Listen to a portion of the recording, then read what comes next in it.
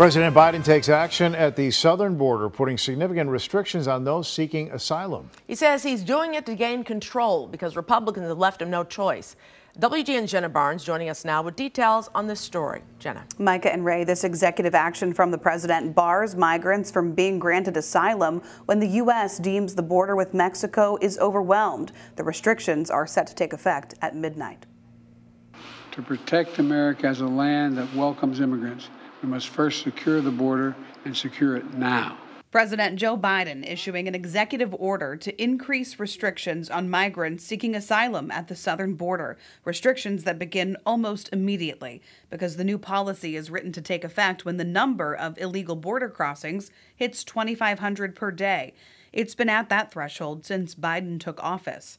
The restrictions will stay in place until daily encounter numbers drop to an average of 1,500.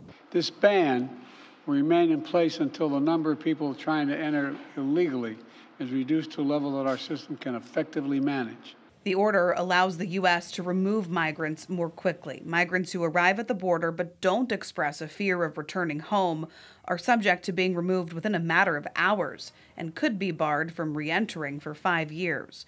Those who do express an intention to seek asylum will be screened at a higher bar. Saying you got to do it the right way and follow the process. And I think that's what everyone wants. I think that's a bipartisan effort. People want that. I think it's imperative that people stop politicizing immigration. It's not a right issue or a left issue. It is a humane issue. The order receiving support from mayors of border towns, but the American Civil Liberties Union says it plans to sue to stop the policy because a ban on asylum is illegal. It's window dressing. Everybody knows it. If he was concerned about the border, he would have done this a long time ago. Republicans call the order an election stunt for Biden to tackle a political liability before November.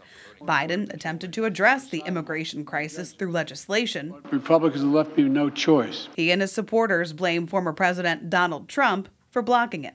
There was a deal that was negotiated with Democrats, Republicans, and with the White House that fell apart at the last minute because the former president decided that he wanted to have this as a campaign issue. And that's incredibly unfortunate.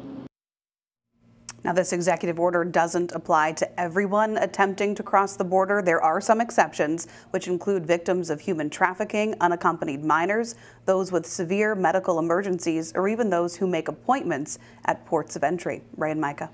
And Jenna.